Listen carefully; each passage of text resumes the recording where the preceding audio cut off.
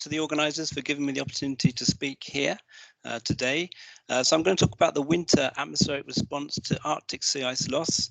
I want to thank all my co-authors for providing data, etc., and especially to Rosie Eade for making many of the plots. So this has been quite a controversial topic. It's been highlighted in the media several times.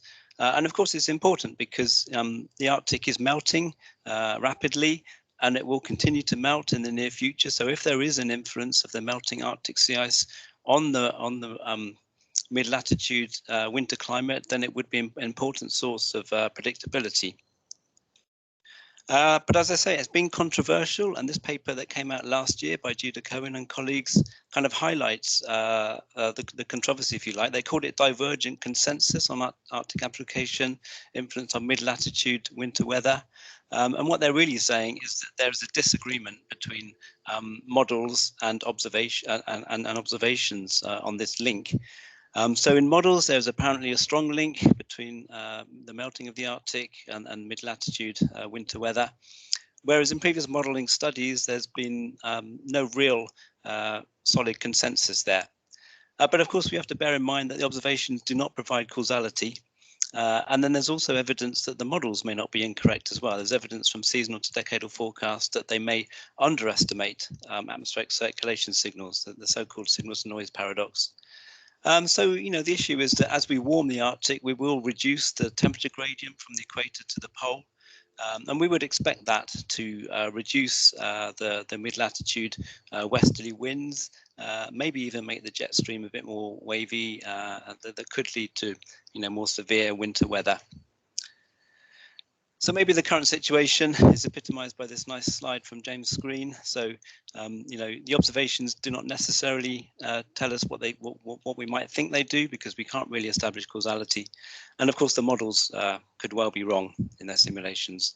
But of course, there are other reasons for differences in previous modeling studies, in that they've all been forced in different ways. So to address this issue, the Polar Amplification Model Intercomparison Project, PAMIP, was really designed to address this issue. And the idea here was that we specified coordinated modeling experiments such that all of the models are forced in exactly the same way. So that removes some of the sources of differences between the model simulations. This is a fully endorsed CMIP6 MIP. And what we wanted really was that different models would produce different responses to imposed Arctic sea ice loss. And then we really wanted to see if we could understand the physical reasons for these differences between the model responses, and maybe use that with some sort of emergent constraint type method to try and work out what the real world response would be. Now, of course, to do that, we really need to understand the physical mechanism in detail, so that we can pin the emergent constraint on the most relevant physical processes. Okay, so this is the simulations. We have two sets of simulations, all run with atmosphere-only climate models. The first one, experiment 1.1, is the present-day simulation. So in this case, the models are forced by present-day sea surface temperatures and present-day sea ice concentrations. And then we have another set of experiments, 1.6, where we replace the sea ice concentrations with those expected in the Arctic at a 2-degree warming, 2-degree global warming. So we've got a reduced Arctic sea ice concentration shown by the map on the left, showing where the concentration is reduced, and we're focusing on the winter season DJF average. And where the sea ice is lost in future, then we also impose warmer sea surface temperatures. So the actual response to sea ice loss by construction is the difference between these two sets of experiments. These have been run by 16 different climate models, submitted data to PAMIP, and in total consists of more than 3,000 ensemble members to get very robust statistics. Okay, so these plots show the multi-model mean response. The one on the left is the imposed sea ice reduction. The one in the middle is the response in near surface temperature. So you can see that there is a maximum in warming where the sea ice is lost. That's totally expected. And the one on the right is the multimodal ensemble mean response in mean sea level pressure. And what you can see from that is that where there is the maximum warming, so where there is maximum in warming, you can see regions of low sea level pressure response, so a kind of a heat low response to the surface warming. What you can also see is a ridge of high pressure extending from Greenland across to Siberia. And this is what would project onto a negative North Atlantic oscillation or change in an increase in the Siberian high, both of which would tend to promote colder winters over Europe and Eurasia. The stippling here, the stippling shows where the multimodal ensemble mean, 3,000 members, shows a significant difference from zero.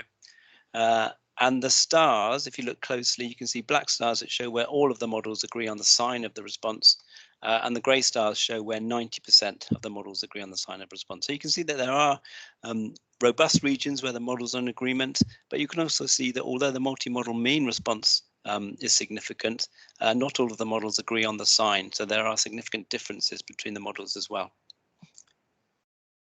So just to highlight that, we're now looking at the zonally average zonal wind response as a function of latitude and height. So where you're seeing blue colors, this is a weakening of the westerly winds. Where you see red colors, this is a strengthening of the westerly winds. And so what you can see in these plots from the 16 models is that there is a very robust signal in the troposphere. So all of the models simulate a weakening at the mid-latitudes and a strengthening towards the equator. So in other words, an equatorward shift of the jet and the winds in the troposphere. And this signal is simulated by all of the models. If you look up in the stratosphere, then the situation is different.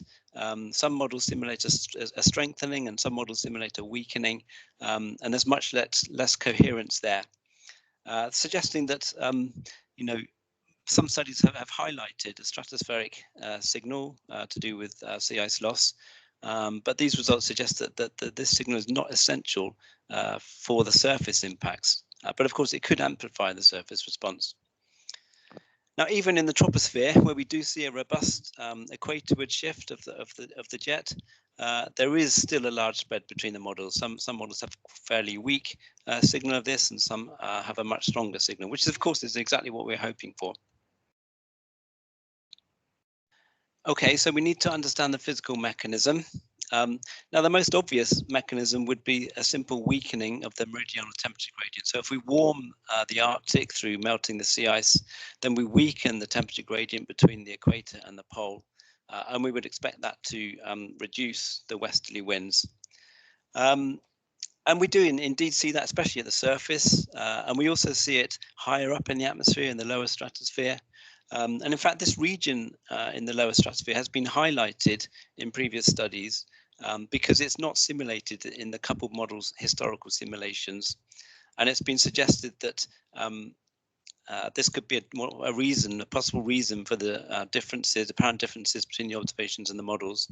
And the suggestion is that this region warms by energy transferred directly up from the warmer surface high up into the atmosphere. But this is not the response, this is not the reason for this warming in this case, because if you look closely, you can see the arrows, which are the circulation response, and they're actually descending in this region up here. And as air descends, then it will warm simply by adiabatic warming as it descends to higher pressures. So the reason for this warming is this circulation response. It's not because energy is being transported directly up from the surface. Okay, so what I'm highlighting that is important though, and is robustly simulated across the models, is this other circulation response in the mid-latitudes where we have ascent around about 40 to 50 degrees north and descent around about 70. And this is robustly simulated, and it is important for the equatorward shift of the wind, because as the air ascends in this mid-latitude region around about 40, then it will cool adiabatically, and cooling this region will increase the temperature gradient towards the equator and decrease the temperature gradient towards the pole, which would increase the winds towards the equator and decrease them towards the pole. So this cooling that we're seeing caused by this this circulation response would indeed cause an equatorward shift of the winds. Okay, so we need to understand what's causing this meridional temperature, meridional circulation response in the mid-latitudes. And to do that, we really need to go back to October to see the evolution of this response as it evolves from October into the winter season. And we're proposing a three-stage mechanism to describe what happens. So in October, we're warming the Arctic, so we're getting a decrease in the meridional temperature gradient. That would force a reduction in the winds, as seen in the right-hand panel here. So blue colors show a reduction in the zonal wind, and especially in the zonal wind shear. Because it's the wind shear that generates the storm activity, then a reduction in this wind shear would also force a reduction in the number of storms, and hence in the wave activity. So waves are generated by the mid-latitude storm tracks. They propagate upwards into the atmosphere. Where they break, they tend to weaken the zonal winds, and they accelerate the zonal winds in their where they're generated. So what you can see in the bottom panel here is a reduction in this upward wave activity flux. So the blue color here shows, consistent with this weakening of the baroclinic shear zone, we're seeing a reduction in the wave activity. So this is stage one of the mechanism. Essentially a weakening of the wind shear, less storms, and a weakening of the upward wave activity. Now stage two is this meridional circulation that I highlighted before. And to understand what causes that, we need to just have a little look at the momentum equation. So here we have the acceleration of the zonal wind is driven by, or is balanced, must be balanced in some way by a Coriolis term. So this is the northward velocity. And then we have this wave flux term, this divergence of wave activity. So a divergence of wave activity must either drive an acceleration of the zonal wind or a negative v velocity, in other words, an equatorward flow. So this is key to understanding the sense of this meridional circulation response that we're seeing in the troposphere here. So to understand that a bit further, I mentioned the reduction in wave activity that we get because the storm tracks have been weakened. If we reduce the wave activity, then we actually form a divergence of wave activity just above it. So we're getting a positive a divergence of the wave activity. And as I said, this must be balanced either by an acceleration of the zonal winds or an equatorward flow. It turns out that the zonal winds can't accelerate because we're imposing this weakened meridional temperature gradient. So this wave activity flux must be balanced by an equator flow. So that's how we understand the sense of this meridional overturning circulation. And once we've got that, then the rest of it follows. As I said before, we're going to get cooling in this region 40 to 50 north, which would tend to produce an equatorward shift of the winds. Now, as the winds shift equatorward, the storm track shifts equatorward, and the storm track is the source of the wave activity. So hence the wave activity source also shifts equatorward. And this is what we're seeing in terms of the winter mean change. So the colors show the change in upward wave activity fluxes. So you can see that there is an increase towards the equator and a decrease towards the pole. So an equatorward shift of this. And this change in wave activity would actually act to reinforce the equatorward shift, because where the waves are diverging towards the equator, that would force an increase in zonal winds. And where they're converging, that would drag the flow and produce a reduction in zonal wind. So this very response in wave activity will act as a positive feedback to further produce or further increase the equatorward shift of the jet that we're seeing. Okay, so that's the general idea for the physical mechanism. Is there any evidence that this is really happening in the models? And to look at that, what we're doing is we're trying to see if these mechanisms can explain any of the spread between the models. I mentioned that the models show different magnitude of this equatorward shift of the winds. So we're seeing if these mechanisms are consistent with the spread in the models. So what we did here is we looked at the zonal mean wind again, and we formed an index, which is simply the difference between the equatorward strengthening and the mid-latitude weakening of the westerly winds. Okay, so there's just straight difference between these two boxes gives us our index for the strength of the response. That gives us one number for each model, and we can correlate across the models with various things to see if they're playing a role. So if we correlate with the temperature response across the models, then we see this pattern here where we're seeing that the stronger equatorward shift in the winds is correlated with more cooling in this region 40 to 50 north, which I highlighted before because that would certainly produce an equatorward shift, and more warming slightly further north. So this is consistent with an increase in this meridional circulation that I'd highlighted before. If we correlate with the divergence of the wave flux, then again we see that a stronger equatorward shift is correlated with more divergence on the equatorward side and less divergence or convergence on the poleward side of the jet. And then we can also see that the response across the models is also correlated with changes in refractive index. Now, refractive index will allow waves to propagate. So where you have a positive change in the refractive index, then more wave activity will propagate through that region. And what you can see is that this change is consistent with more wave activity propagating up into the stratosphere and affecting the stratospheric polar vortex. So it does seem that these mechanisms are operating and can explain some of the model spread. But of course, these correlations are all in terms of responses, which of course are not observed. So to get a constraint, we need to find a correlation with something that we can actually observe.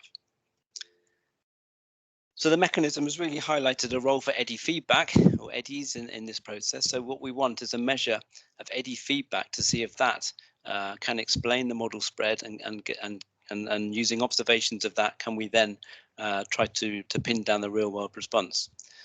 So to measure eddy feedback, we're looking at the role of eddies in driving internal variability in the model. So we have, for each of the model simulations, we have more than 100 ensemble members. And what we're doing is we're correlating across those ensemble members. We're just seeing how strong the correlation is between the zonal mean zonal wind and the eddy divergence.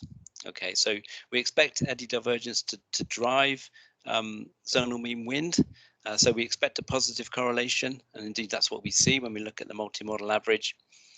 And then when we look at the same thing in reanalysis, we see a very similar picture, but actually a stronger correlation. So our measure of eddy feedback then is really based on the average over this box that I'm showing here. And if we take a cross section with latitude of this quantity, we're actually going to square it to get the total variance that's explained by eddies in terms of the zonal mean wind. Then we get curves that look like this on the bottom here.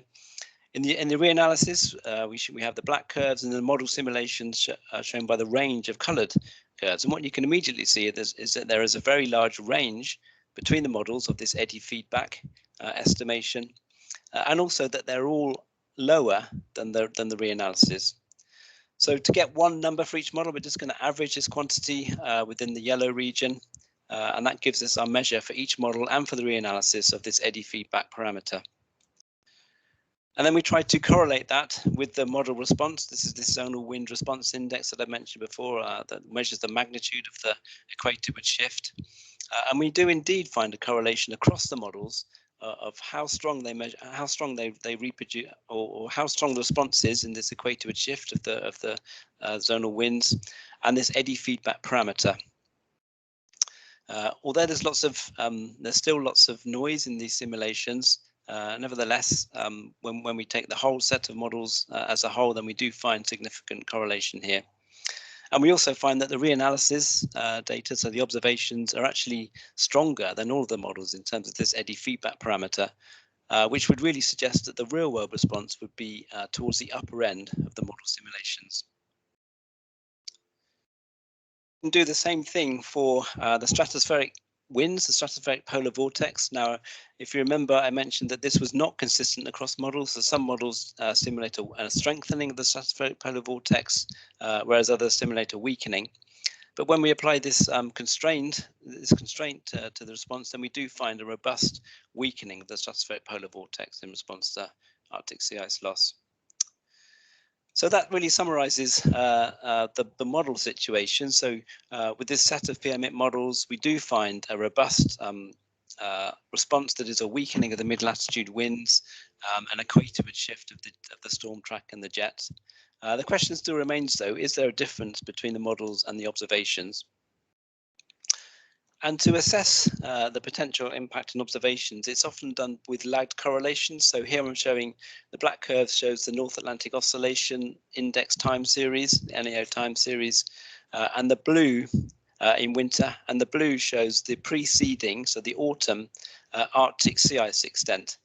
And the red shows the same thing, but just in the Barents-Kara seas. And you can see that there is a correlation over this time period between these two quantities. And because the sea ice is leading the NAO, then it's been inferred that there is a causality here. But if we extend this time series to include the most recent observations, then we see that this relationship actually weakens quite a lot, to the extent that actually there is now no significant difference between what we can infer from observations and what we diagnose from our PMIP model simulations. But the response overall would seem to be weak in terms of can it explain much of the interannual variability of the NAO, etc. Then these results would suggest that it's probably less than 10% of the interannual variability. So just to summarize, then we have 16 models that contributed to PMIP. They show a very robust equatorward shift of the tropospheric winds. There's a key role for eddies in the mechanism, and we are able to derive a constraint based on eddy feedback. When we do that, then we even get a robust weakening of the stratospheric polar vortex. Observed relationships have weakened when the latest data is included, such that they're no longer inconsistent with the model simulations. But the signal is small compared to interannual variability, so less than 10% of interannual variability we expect in seasonal mean NAO, for example, we expect to be related to changes in Arctic sea ice. But it is a similar magnitude to the projected response in the NAO, for example, so it is still important for understanding climate change. And so I'll leave it there. Thank you very much.